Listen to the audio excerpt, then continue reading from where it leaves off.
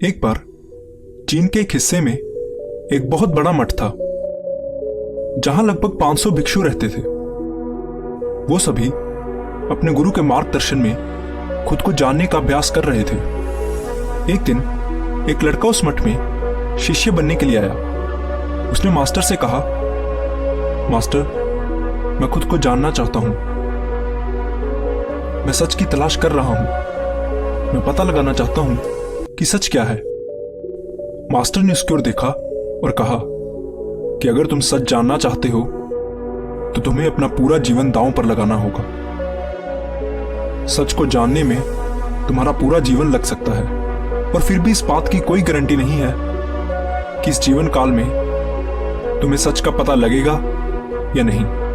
क्या तुम इसके लिए तैयार हो? शिष्य ने कहा, मास्टर, मैं यहां पीछे मुड़ने के लिए नहीं आया हूं। मैं इसके लिए तैयार हूं। गुरु ने कहा, अगर ऐसा है तो एक काम करो। इस मठ में 500 भिक्षु हैं। तुम उनके लिए चावल कूटने का काम करो। बस सुबह से शाम तक चावल को कूटते रहो।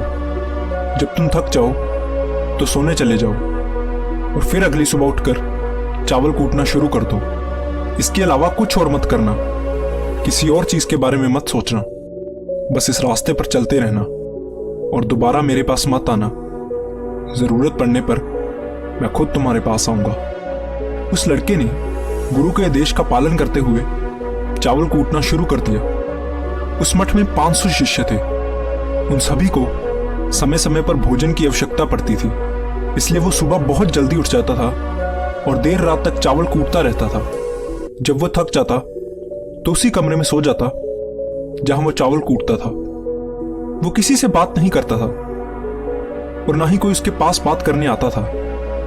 कुछ महीनों तक चावल कूटते हुए उसके मन में पुराने विचार आते रहे, लेकिन जब उन विचारों को कोई नया विषय नहीं मिला तो वो अपने आप ही मिट गए। धीरे धीरे उसके मन में विचार कम होने लगे। कुछ सालों के बाद तो वो अपना नाम तक भूल गया। वो हमेशा चुप रहता और विचारहीन अवस्था में बस चावल कूटता रहता। उसने ना तो कभी ध्यान किया था और ना ही कभी कोई शास्त्र पढ़ा था। मठ के बाकी शिष्य उसे मूर्ख समझते थे। ऐसा करते हुए 12 साल बीत गए। 12 साल बाद एक दिन मास्टर ने घोषणा की कि अब मेरा आखिरी समय आ रहा है और मुझे अपना उत्तराधिकारी चुनना है, जो मेरे बाद इस मठ का मुखिया होगा। इसलिए मेरा कोई भी शिष्य जिसे लगता है कि उसे आत्म साक्षात्कार हो गया है और उसने खुद को जान लिया है, वो रात को मेरे दरवाजे के पास आकर इस दीवार पर कुछ पंक्तियां लिखे जिसमें उसकी जिंदगी का सारा अनुभव समाया हो। कई शिष्यों ने ऐसा करने के बारे में सोचा। मठ के प्रमुख शिष्यों में से एक ने वहां जाकर कुछ पंक्तियां लिखी। उसे बौद्ध धर्म ग्रंथों का बहुत ज्ञान था। सभी शिष्यों को लगता था कि वो इस मठ का उत्तराधिकारी बन सकता है। उसने लिखा था कि मन एक दर्पण की तरह है जिस पर विचारों और इच्छाओं की धूल जमा हो जाती है।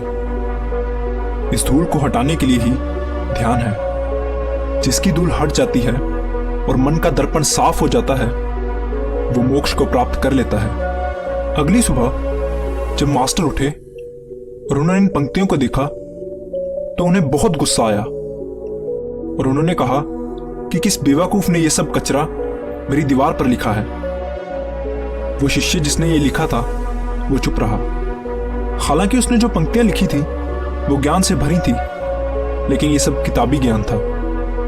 वो शिष्य बहुत चालाक था। उसने पंक्तियां लिखी लेकिन नीचे अपने हस्ताक्षर नहीं किए, क्योंकि वो स्वयं इसके बारे में निश्चित नहीं था कि ये सही है या नहीं। क्योंकि उसे आत्म साक्षात्कार नहीं हुआ था, गुरु ने इन पंक्तियों को पूरी तरह से खारिज कर दिया। ये देखकर सभी हैरान रह गए। ये घटना पूरे मठ में चर्चा का विषय बन गई। इस विषय पर बात करते हुए 2 शिष्य उस शिष्य के पास से गुजरे जो 12 साल पहले यहां आया था और दिन रात बस चावल कूटता रहता था। दोनों की चर्चा सुनकर वो धीरे से हंस पड़ा। दोनों शिष्यों ने उससे पूछा कि तुम क्यों हंस रहे हो? उन दोनों की नजर में ये चावल कूटने वाला बहुत ही तुच्छ भिक्षु था। किसी ने भी उसे ना तो कभी ध्यान करते देखा था और ना ही कभी कोई शास्त्र पढ़ते।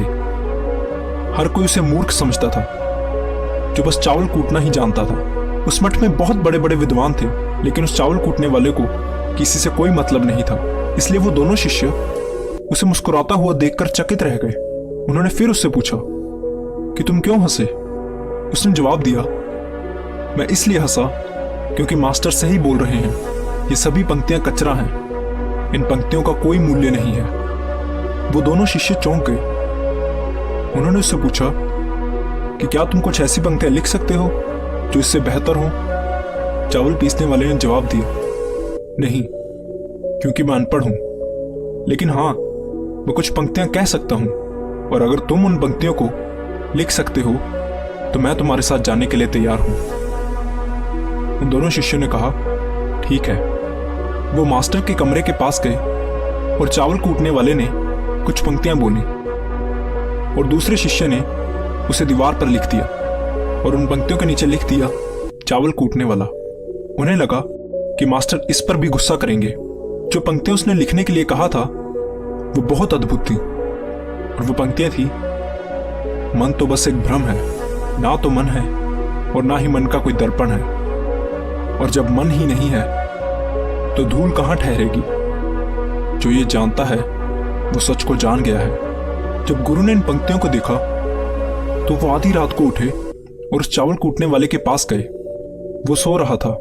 मास्टर ने उसे जगाया और कहा कि ये लो, मेरी छड़ी और मेरे वस्त्र ले लो, आज से तुम मेरे उत्तराधिकारी हो, लेकिन अभी इस मठ को छोड़कर दूर चले जाओ, क्योंकि इस मठ में बहुत सारे विद्वान हैं जो खुद को तुमसे श्रेष्ठ मानते हैं।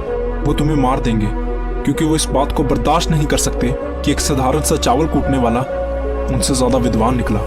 तुम्हें वो सारा ज्ञान हो गया है जो मुझे है, और तुम्हें ये केवल चावल कूटते कूटते हुआ है। और मुझे पता है कि तुम जहां भी जाओगे लोग तुम्हारे पास आने लगेंगे, क्योंकि जब कोई फूल खिलता है तो उसकी महक हर तरफ फैलने लगती है। उसने अपने गुरु के पैर छुए और रात को ही वहां से चला गया। अगर हम अपनी जिंदगी में देखें तो पाएंगे कि बहुत से लोग सोचते हैं कि ध्यान केवल एक जगह बैठकर आंखें बंद कर कर ही किया जा सकता है, लेकिन हकीकत में ऐसा नहीं है। ध्यान तो चलते चलते भी किया जा सकता है, या अपना कुछ काम करते हुए भी ध्यान किया जा सकता है। असल में ध्यान का मतलब यह है कि आप जो भी काम कर रहे हैं उसे इतनी शिद्दत से करें कि आपको अपने शरीर का ख्याल भी ना रहे। बिल्कुल उस चावल पीसने वाले की तरह, जो चावल कूटने में इतना मगन हो गया कि उसे खुद का कुछ ख्याल ही नहीं रहा। चावल कूटते हुए ही उसने आत्म साक्षात्कार प्राप्त कर लिया। इसी तरह ज़ेन का अर्थ है हर समय वर्तमान में रहना और कुछ नहीं सोचना, क्योंकि मन तब तक ही है जब तक विचार है। जब विचार नहीं रहेंगे तो मन भी गायब हो जाएगा, और जब मन ही नहीं रहेगा तभी केवल तुम अपने आप को अच्छे से जान पाओगे। असल में हमें अपने वास्तविक स्वरूप को जानने के लिए कोई अन्य साधना करने की आवश्यकता नहीं है। हम जो कुछ भी कर रहे हैं बस उसमें हमें पूरी तरह से खो जाने की जरूरत है। अपने काम में इस कदर लीन हो जाओ कि आपका काम ही ध्यान बन जाए। धन्यवाद।